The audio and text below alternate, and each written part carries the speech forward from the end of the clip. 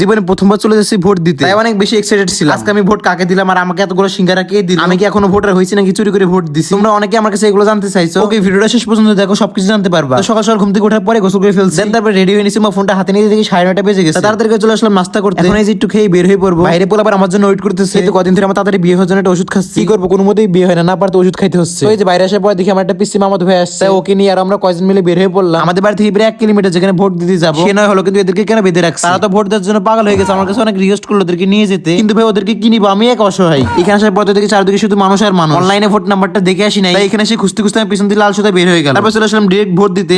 কাকে দিব হাত ফাঁকা ধানাশি দাঁড়িয়ে পেলার মধ্যে। আর এত ভেবে লাভ আছে, পছন্দের একজনকে দিয়ে চলে আসলো। তো এখন পোলাপান ধরলো, তাদেরকে কিছু কিনে খাওয়াইতে। তাই এখান থেকে কয় টাকা লাড্ডু নিলাম। যার পথে থেকে ছোট ছোট পোলাপান মাছ ধরছে। এই দেখা যাক কতগুলো মাছ পাই।